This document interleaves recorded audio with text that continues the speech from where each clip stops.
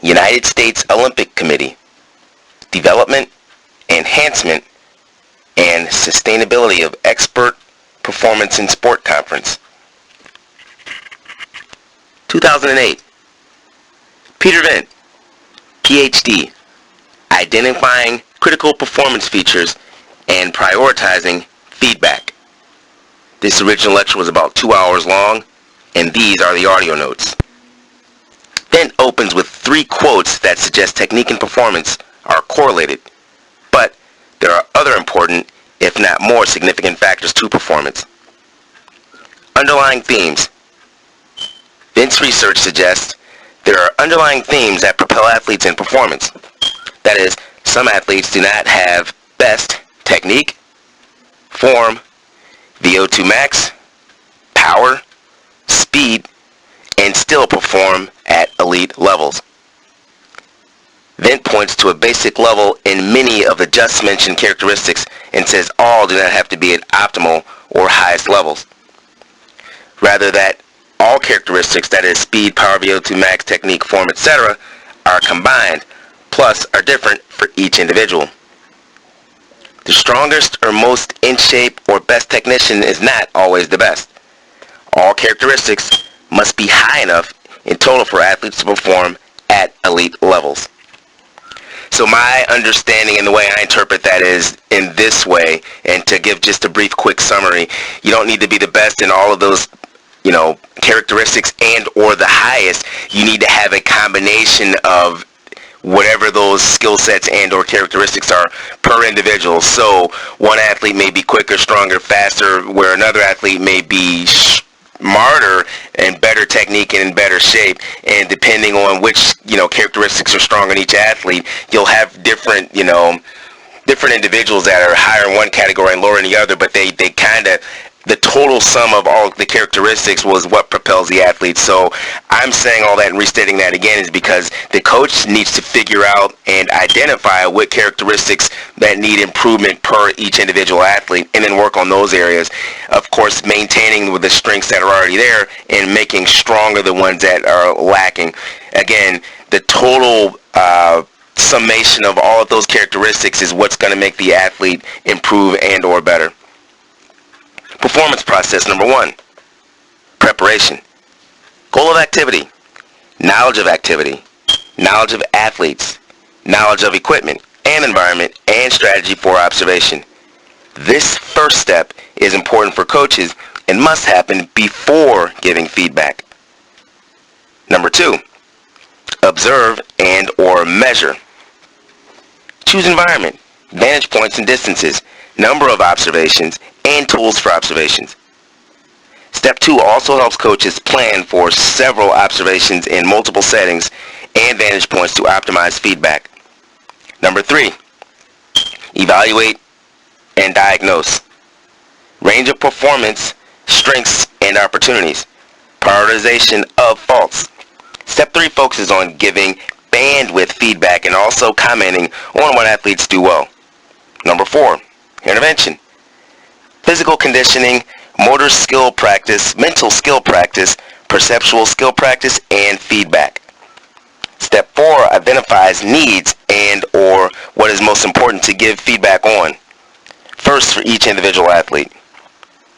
Again, this is the second audio notes that we've had in succession that has dealt with feedback and ways and means which to optimize feedback. And this one again refers to bandwidth feedback, meaning watching several executions and or observing several practice sessions and or practice per skill and then giving a bandwidth of feedback, meaning if it's within this bandwidth based on the skill level and the maturity level of the athlete, then you would give appropriate feedback. If it's outside of that bandwidth, or maybe that's vice versa, I'm saying it the other way. If it's within the bandwidth, you don't say anything. If it's outside the bandwidth, it's intolerable and you must make an adjustment and or communicate. That's when you would say something. And I'm saying that because as athletes develop, you give less and less and less feedback per se. And when they're actually still developing and mastering the skill, you're still going to watch several observations, but because the bandwidth is wide or narrow, you would give a feedback appropriately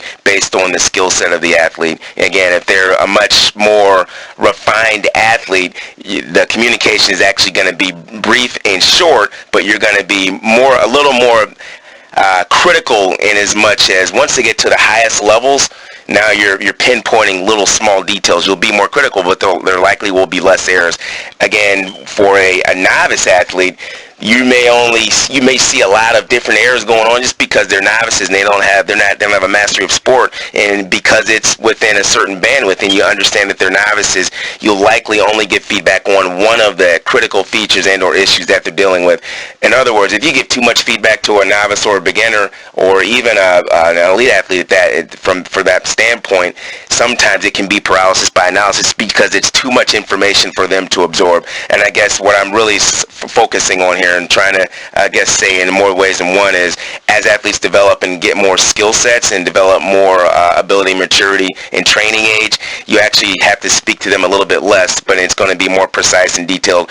When athletes are developing that elite status before they actually get there, you're going to give them the benefit of the doubt because they're learning, and you're going to give them feedback, again, after several observations, but it's going to be it's not going to cover every error that they've made under the sun, and you're going to focus on one thing at a time to help them develop, and it's going to be inside a bandwidth because you understand that they are still developing. Skill is comprised of motor skill, cognitive skill, and perceptual skill, which is developed by experts through practice, training, and experience. Skilled performers demonstrate focused, goal-oriented behavior improvements from practice, training, and experience, and effectively use feedback. Challenge. Skill does not rely on one part of the last description or definition. In other words, there is an unequal balance of all traits per individual. But in order to be skillful, these traits must exist.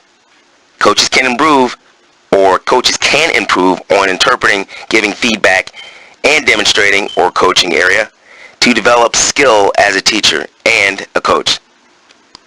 Stages of skill: development or redevelopment. How do you redevelop skill? Answer: acquisition phase, motor phase, autonomous phase. These phases can be characterized in order as learning phase, highly variable phase, and mastery phase. Coaches must understand where each athlete is, meet them there, then progress accordingly. Regarding feedback, coaches must recognize prior model and stage of development per athlete and either be more demanding or more lenient based on stage, experience, and maturity of the athlete. Learning or instructional styles, trade-offs with performance, time, and learning. Number 1, explicit. Coach defines rules and relationships completely. Athletes only need to identify and act on them. Number 2, implicit. Athletes figure out all relationships and rules for themselves. Number 3, guided discovery. Coach provides clues but allows athletes to establish rules and relationships. Explicit style. Teaching and learning may be fastest, but is least effective for long-term or robust learning. This style is best for in competition, instruction, or strategy. Implicit style. Teaching learning is opposite of explicit teaching learning, where athletes figure everything out on own. This can be observed on playground basketball courts across the USA and soccer fields around many parts of the world like Brazil, Mexico, and many other countries in Africa. Challenge with implicit style is that it takes longer and may never happen. Guided discovery style. This style points learners in the right direction and gives clues to right answers and decisions. Learner is left to figure out answers. Guided discovery is sort of a combination of implicit and explicit styles. For me, I think what's important is to understand that there are a couple of different styles and or learning or instructional phases that have trade-offs, number 1, and then to be able to identify which one is going to work best for each individual athlete. I'm always of the belief system that if we continue to spoon feed our athletes, meaning we guide every step of their movement, they may become robots, but then they may not know what to do, and they may always be looking for instruction after every single moment. On the other hand, when you guide them, give them guided or an opportunity for guided discovery, my opinion is you actually are using both styles, implicit and explicit teaching and learning, where you're teaching them how to actually do the skill, and then you kind of leave a question mark at the end. And this is where, again, I always try to use situational type of games or situational type of wrestling, where I'm going to show the athlete how to do a specific skill, and then I'm going to explain to them there are many variations of this skill, and these next sort of drills you're going to have to try to figure out which actually is going to work best. In that way, they are open to, trying to figure out and discover what's actually going to work best, because it's very nearly impossible to go over every single position that can happen in wrestling, whereas where the hand's going to be. You can give them principles and general ideas of what may happen next, but there's no conclusive evidence that this is going to happen next. And I'm suggesting that because we've got to give our athletes an opportunity to try to figure some things out on their own. Otherwise, they do become robots, and now they're looking for your response after every single movement, and that's almost impossible to do if they're concentrating in competition and or they're in a competition. In a competition, they have to sort of react, and I believe we have to train the athletes to react, giving them a little bit of guided discovery along the way. Feedback best practices. These questions will help coaches with feedback to athletes. Who should control feedback delivery? How should feedback be delivered? When should feedback be given? What feedback, or what should the feedback include? Periodically, if coaches go through those questions, feedback to athletes will be focused on and perhaps enhanced. Ultimately, coaches must prioritize feedback so it can be acted on in the right time frame and in the right way. Vint suggests that using the information provided in this conference regarding delayed feedback and variable practice and random method practice will make practices performance not so great, but will increase performance in competitions. Essentially, the long-term effects of delayed feedback, variation practice, and random method practice are designed and are better for performance in competitions and the long term. So I'm just going to review those last couple of concepts there, because I think this was restated from the prior audio notes with regard to long-term athlete development. Delayed feedback, variable practice, those are going to be best for competition. In other words, the practices may not look, outstanding or 100% perfect. However, because we're varying or making the practice variable like it would be in competition, we're better preparing them for competition. Because we're giving them delayed feedback, they're actually delaying their gratification, and they're understanding that, okay, I've got to continue to work, and I've got to continue to do things in a correct manner, and it's going to take me a little bit of time to master this skill set. So they're not looking for after every single repetition, did I do it right, did I do it right, did I do it right? Very difficult to give the summation of one explanation or one execution. How do you give a summary of executions if you've only seen one as an example? After you've seen 9 or 10 or 7, 8, or 9, now you could give a summary of what you've seen, which in turn is going to help the athlete actually develop. Prioritizing feedback. Number 1, critical features. First. Number 2, relationship to previous actions. Number 3, time frame, when to say and how long it will take to implement. Number 4, effects of goal setting and achievement. Number 3 and number 4 are closely linked and related because some errors or correlations will take longer to correct. That is, athletes may need to set goals over the next 3 to 4 practices or 3 to 4 weeks to complete corrections or change errors. This can be stimulating the athlete once they achieve goal. That is, athletes feel good when goals are accomplished. Critical features. Truly influence performance, can be performed through training or athlete team selection, can distinguish athletes of different caliber, and can be measured, observed, and assessed. What makes the difference on competition day? What are the critical features or factors for success on competition day? Those questions will help coaches design a high-performance training plan. Most athletes, parents, and coaches are concerned with results. Results are a function of factors that produce the result, which leads to the last couple of questions and sentences regarding critical features and/or critical factors. Deterministic models. Break down movement skills into critical factors and features using math and a hierarchy chart with goal at top and critical features or actions that lead to goal below. Scott McLean gives an excellent lecture on deterministic models, and we have that inside these audio notes. And I've created audio notes on this topic of deterministic models. Process for using deterministic models. Identify faults, evaluate and prioritize faults, and finally intervene with feedback, best practice methods, and training. Example of a deterministic model. What determines touch height? Eliminate factors you cannot change nor control, like gravity, height, wind resistance. Isolate factors you can change and impact performance the most, like body position, using arms, and other mechanical factors. The point can be to focus on things that can be changed, prioritize them, and use best practices for feedback and training. Challenge. Deterministic models focus solely on influential mechanical factors, while sport is made up of other influential factors like psychology, nutrition, and sleep, to name a few. Vint's quote, or paraphrase, points to the last comment. More than just any given aspect of performance needs to be considered, and that's the phrase or quote that points to the last comment. Hoffman's error classification example. Technical decision making, perception, improvement. Coaches and athletes must maximize things that are good and minimize things that are bad. Know what to focus on and right things.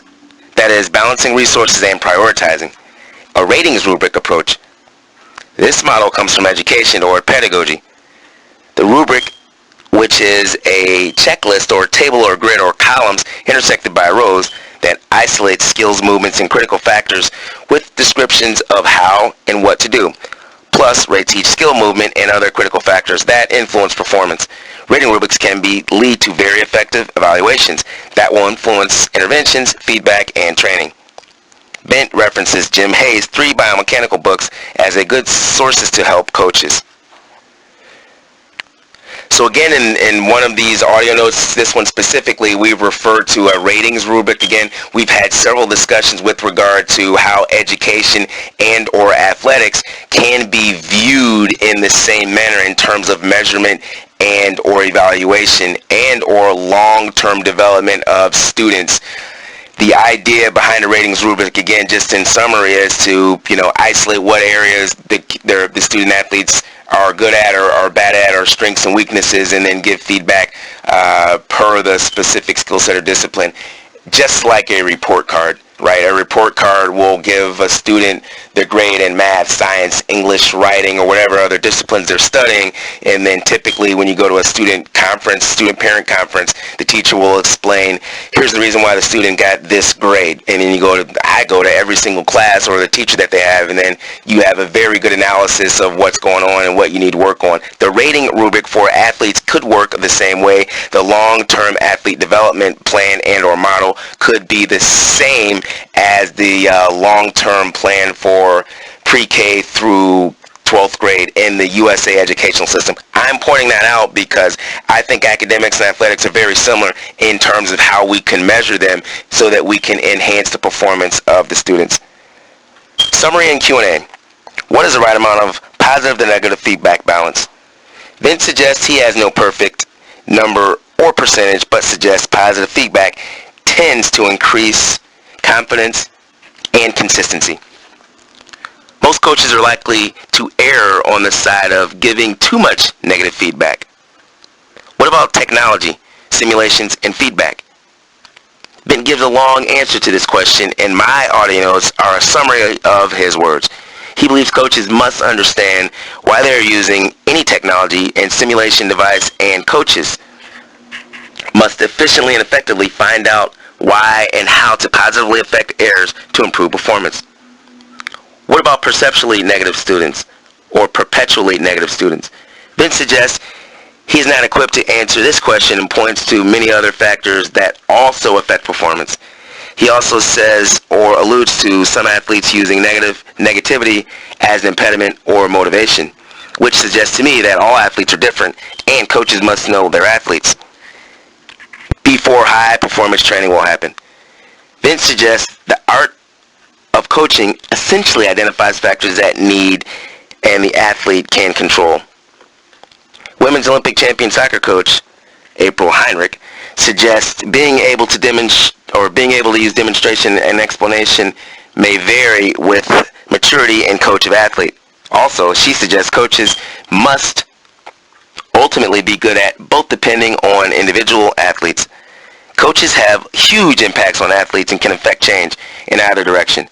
She also said correcting is important for coaches too, and then adds coaches need to experiment with methods to find out what works. Do or are deterministic models important for change? Vint says whether coaches use deterministic models or not, coaches must identify critical features per athletes and improve them. Then he suggests sometimes simple movements or technique changes or language explanation or body position can greatly affect performance. That statement alludes to there being many factors that affect performance, and small or simple changes have a big difference or big effect. Isn't buy-in from athlete a big factor for change? Vint says explaining a deterministic model to an athlete may or may not be needed and is important and is dependent on the relationship between athlete and coach. He also believes buy-in from athlete is important for change. I believe you must know your athlete, and this affects how you teach and coach each individual athlete. So to kind of put a lot of things in perspective from my point of view, a lot of, athlete development and enhancing athletes' development is going to, have a large part of the relationship with the athlete. And my experience suggests that the better the athlete with the coach, the better relationship with the athlete and the coach, the better it is you will be able to get buy-in. So that's one huge principle. So coaches have to understand and want to get into the athlete's mind and help them develop. I think if you're not necessarily their friend, but you want to be able to communicate with them so they will, buy into whatever you're saying. And that happens only, in my belief, when you build a dynamic relationship with the athlete. Other concepts that are very, very, very important is being able to measure your progress and the progress of the athlete. So a high-performance training plan, in essence, or a long-term athlete development plan, they have measurements built right into them, right? In this way, you can see what you've done from year to year, month to month, quarter to quarter, week to week, and from a session to one practice session. In that way, you're periodically giving report cards, if you will, or creating some type of ratings rubric or some type of feedback that basically spells out what the strengths and weaknesses are of the athlete and what the strengths and weaknesses are of the program. In that way, not only will the program progress forward, your athletes will also be able to get a pristine picture of what their strengths and weaknesses are. And I think this is a huge part of development, not only for the athlete and the coach. One final thought is, as the coaches become more astute at developing long-term athlete development plans and or high-performance training plans, so too do the athletes get better at acquiring the skills and or being able to understand the communication of the coach. That last segment or phrase there suggests that as coaches, we've got to be able to understand a lot of different things, and we have to be able to communicate them per the athlete's maturity level and skill level. Once this is done, we need to go back and we need to continue to develop our education so that we can become more efficient, more effective with our concise feedback and or technical skill demonstration and imitation so the athletes can follow suit. In other words, we have to be very, very good leaders in order for the athletes to follow us.